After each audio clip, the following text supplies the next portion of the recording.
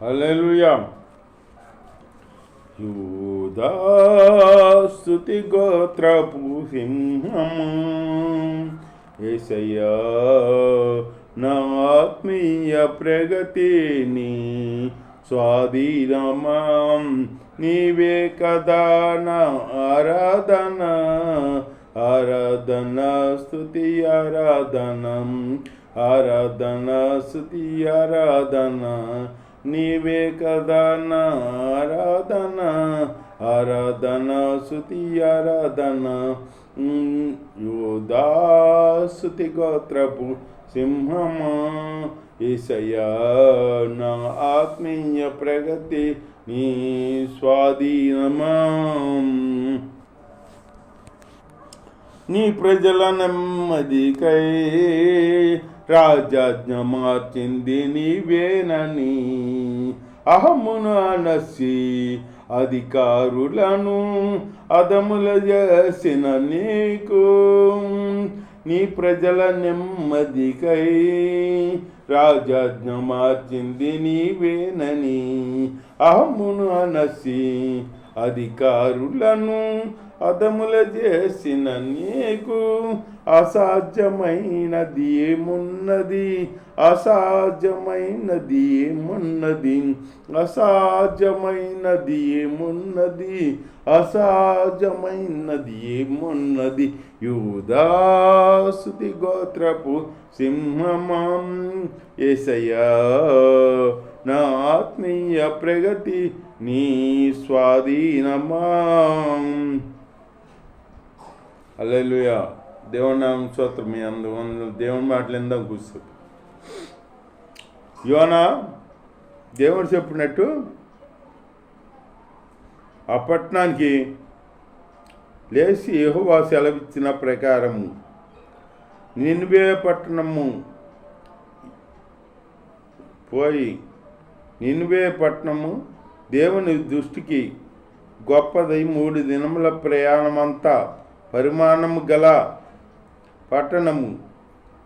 యోనా ఆ పట్టణములో 1 దిన ప్రయాణము అంత దూరము సంచరించు ఇక 40 దినములకు నినివే పట్టణము నాశనములగునని ప్రకటన చేయగా ఇంకా 40 దినాల వరకు ఒకరోజు ప్రయాణం అంత దూరమంట. ఆ పట్టణం గొప్ప పట్టణం, వాళ్ళందరూ నశించుకోకూడదని దేవుడి చిత్తం. దేవుడి చిత్తం ఏ ఒక్క బిడ్డ నశించుకోకూడదని. యావత్ పెద్దలో ప్రతి ఒక్క బిడ్డ భూలోకంలో ప్రతి నరుడు ఎవ్వరు నశించుకోకూడదు, అందరు రక్షించబడాలి అని దేవుడి ఆశ. అట్లాంటిది ఈ పట్టణం అంతా నాశనం అవుతుంటే దేవుని శ్రోత ఊరుకుంటాడా? గొప్ప పట్టణం ఈ పట్టణం. 1 దిన ప్రయాణం అంతా దూరం నడిచాడంట యోనా సంచరించుతూ ఇక 40 దినాల వరకు దినాలకు నినివే పట్టణము నాశనమగునని ప్రకటన చేయగా నాశనమగునని ఇంకా 40 దినాల్లో నాశనమగుద్ది నినివే పట్టణం. దేవుడి దృష్టికి విరోధంగా ఉంది ఇక అన్న చెప్పామాట. దేవుని స్తోత్రం. నేను నినివే పట్టణం నాశనమగునని ప్రకటన చేయగా నినివే పట్టపు వారు దేవుని యందు విశ్వాసముంచి ఉపవాసముండి ఉపవాస దినము సాటించి గనులేమి అల్పులేమి అందరూ గోనెపట్ట కట్టుకుని ఉపవాసం ఉన్నారంట. నినివే పట్టణస్తులు దేవుని యందు విశ్వాసం నుంచి అసలు గనులేమి అల్పులేమి అందరూ వచ్చి గోనెపట్ట కట్టుకుని ఉపవాసం ఉన్నారంట. దేవుని యందు భయభక్తులు కలిగి ఉపవాసం ఉండేవి.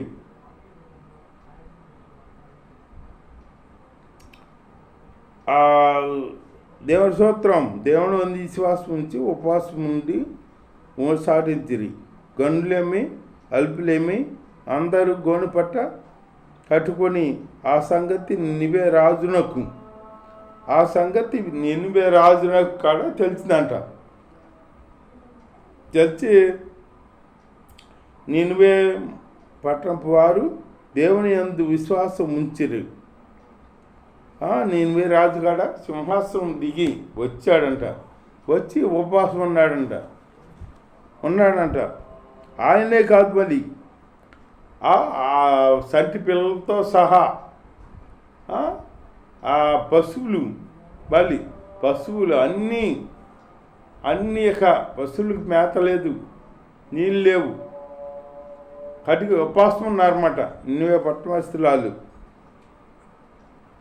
ఒకవేళ దేవుడు మనసు తిప్పుకొని పశ్చాత్తాపుడై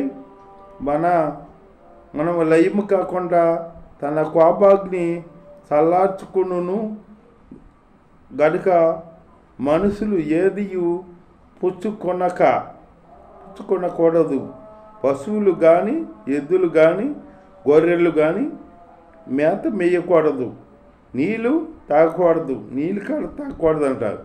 మనుషులు అందరూ తమ దుర్మార్గతలను విడిచి తాము చేయు బలాత్కారమును మానివేయవలెని మనుషులేమి పశువులేమి సమస్త గోనపట్ట కట్టుకునవలెను. జనులు మనపూర్వకంగా దేవుని వేడుకొనవలెను అని దూతలు నినివే పట్టణంలో సాటించి ప్రకటన చేసిరి. ఈ నినివే వారు తమ చెడుతనము నడతలను మానుకొనగా వారు చేస్తున్న క్రియలను దేవుడు చూసి పశ్చాత్తాపుడై వారికి చేయుదునని తాను మాట ఇచ్చిన కీడు చేయక మానేనంట దేవుడు. అలా భయభక్తులు చూసి అది చేస్తున్న ప్రవర్తన చూసి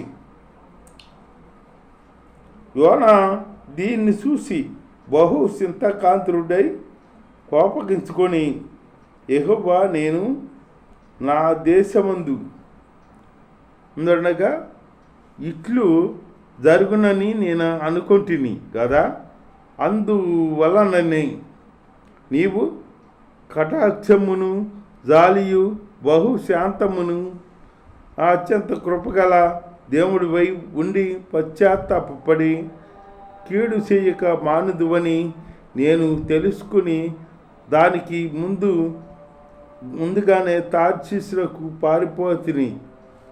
అంటే యోనా చెబుతున్నాడు, నీవు వాళ్ళు ఉపవాసం ఉన్నప్పుడు నువ్వు కనికరించి వాళ్ళని వాళ్ళు చేసే పనులు ఉపవాసం ఉంటున్నారో పశ్చాత్తాపడ్డారని వాళ్ళని కనికరించి కాపాడుతావని నాకు తెలిసే నేను ముందుగానే నినివే పట్టణానికి వెళ్ళకుండా తార్షీషుకి వాడ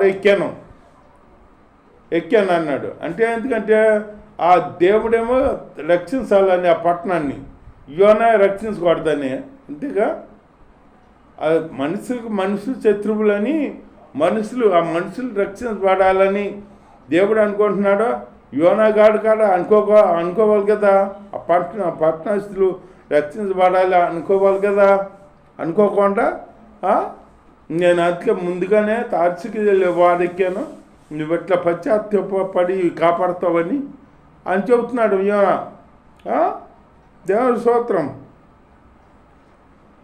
అని చెబుతా యెహోవాకు మనవి చేశాను. అందుకు యెహోవా నీవు కోపించుట న్యాయమా అని అడిగాను. అప్పుడు యోనా ఆ పట్టణములో నుండి పోయి దాని తూర్పు తట్టున బస చేసి అచ్చట పందిరి ఒకటి వేసుకొని పట్టణముకు ఏమి సంభవించనో చూసేద్దామని ఆ నీడను కూర్చుని ఉండగా దేవుడైన యెహోవా సొరసిట్టు ఒకటి అంటే దూరంగా వెళ్ళిపోయి పందిరేసుకుని కూర్చుని చూస్తాడు అనమాట. ఈ పట్టణానికే ఏం కలుగుద్ది, ఏ దుర్గతి కలుగుద్ది, దేవుడు రక్షిస్తాడా లేకపోతే శిక్షిస్తాడా అని చూస్తున్నాడు అనమాట. దేవుడు రక్షిస్తే ఈయనకి అలిగాడు ఈయన. అంటే మనుషులు రక్షించాలని దేవుడికి ఉంది. నువ్వు కాడ దైవజనుడి కాడ నువ్వు కాడ వాళ్ళు రక్షించబడాలని కోరుకోవాలి కదా, దైవజనుడికి పోయేవా నువ్వు?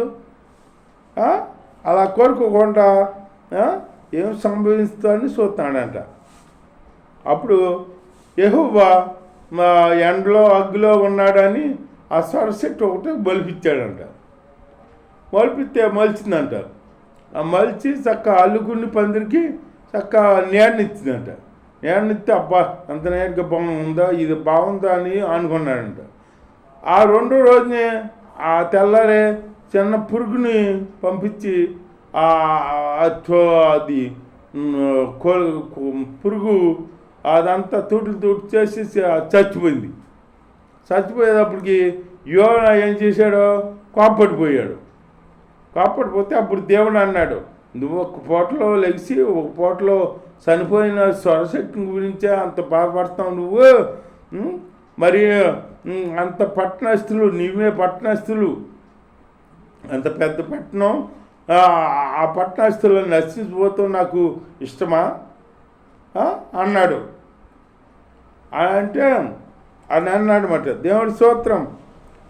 దేవుడు రక్షించబడాలని, అందరూ అంతటా రక్షించబడాలని కోరుకుంటాడు దేవుడు. దైవజనుడి మనసు చూడు. మరి దైవజనుడి కాడ అనుకోవాలి కదా, వాళ్ళు రక్షించబడాలి, వాళ్ళ కొరకు మనం ప్రార్థన చేయాలి, ఇంకా ఉపవాసం ఉండి అని అనుకోవాలి కదా.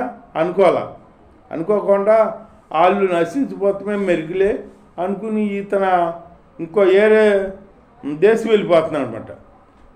నిన్నుమేకి వెళ్ళకుండా తార్సిక్స్ వెళ్ళి వాడికి ఎక్కేసాడు అనమాట. ఎక్కేసి కూర్చున్నాడు, చక్క దొరలేక పడుకున్నాడు వెళ్ళి కింద భాగంలో. అప్పుడు సముద్రం మీద తుఫాను కలిగించాడు దేవుడు, గాలి చెలరేగిందన్నమాట.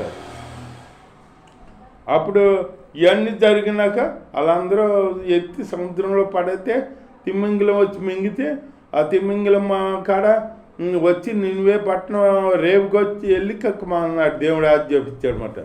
అప్పుడు కక్కిందన్నమాట. కక్కితే అప్పుడు వెళ్ళి ప్రకటిస్తే ఇక 40 దినాల్లో దీనికి దుర్గతి రాబోతుంది, మీరు రక్షణ పొందా అని చెప్పాడు కదా.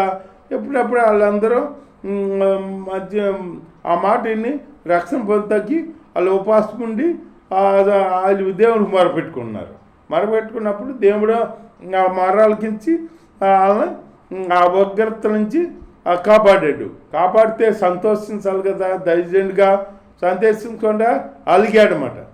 అలిగేటప్పటికి దేవుడు చెబుతున్నాడు, నువ్వు ఒక పూటలో లెగిసి ఒక పూటలో చనిపోయిన ఆ సొరచెట్టు గురించే నువ్వు బాధపడుతున్నావే.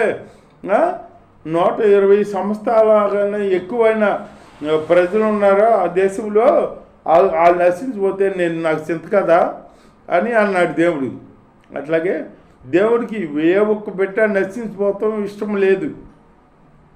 ఇప్పుడు మనుషులకి ఒక మనుషులకి ఉంటాయి, వాళ్ళు నశించిపోతే మనకెందుకులే, మనం బాగున్నాంగా, మనం బాగుంటే చాలే అనుకుంటారు. అట్లా అనుకునేది ఎవరో మూర్ఖులు అనుకుంటారు. అట్లా మూర్ఖులు లేక మనం జీవించకూడదు. అందరూ అంతటా రక్షించబడాలి. మనకంటే వాళ్ళు కాడ మనతో పాటు ఉండాలి, మనకంటే ఇంకా బాగా ఉండాలి. పక్క వాళ్ళని చూసుకోవాలి, మనం వాళ్ళు గొప్పగా ఉండాలనుకోవాలి. కాకపోతే అందరూ రక్షించబడాలి. దేవుని మార్గాన్ని తెలుసుకుని దేవుని మార్గంలో నడుచుకోవాలి. సత్య మార్గం, నేనే సత్య మార్గం చేయమంటున్నాడు ఏసయ్య. సత్య మార్గాన్ని అనుసరించుకుంటూ యథార్థంగా జీవించుకుంటూ యథార్థ మార్గంలో జీవించాలన్నమాట. పత్నారుడు యథార్థత కోల్పోయి బానిసత్వంలో జీవిస్తానమాట. నీతి లేదు, న్యాయం లేదు, యథార్థత లేదు, ఎలా యథార్థత కోల్పోయారన్నమాట. అన్నాడు ఆదాము అబ్బా తప్పు చేసి పాపం చేసినప్పుడే యథార్థత కోల్పోయారన్నమాట. ఆ యథార్థత మళ్ళీ పోగొట్టుకున్నారు. యేసుక్రీస్తు వచ్చాడు కానీ యథార్థత అందరికి ఇచ్చిన మళ్ళీ యథార్థత కోల్పోయారు. మళ్ళీ కోల్పోతే అప్పుడే యథార్థత ఇవ్వాలని అప్పుడు యేసుక్రీస్తుని మనకి కానుక పంపాడన్నమాట దేవుడు. దేవుడి స్తోత్రం. వాక్యం దేవుడు దించుగా తల్లోంచి ప్రార్థన చేసుకుందాం. స్తోత్రం నాయన, పరిశుద్ధ మీ అందునైనా భయభక్తులు కలిగి జీవించుకుంటూ నాయన నేను అందరి కొరకు నాయన ప్రార్థన చేస్తూ నచ్చిపోయే ఆత్మ కొరకు ప్రార్థన చేస్తూ నాయన తండ్రి నేను మంచిగా జీవించాలి తండ్రి. అలాంటి జీవితాలు మాకు అనుగ్రహించి కాపాడు సహాయం చేయమని ఏ శ్రామలో అడుగుతాం పరమ తండ్రి. అమ్మేను.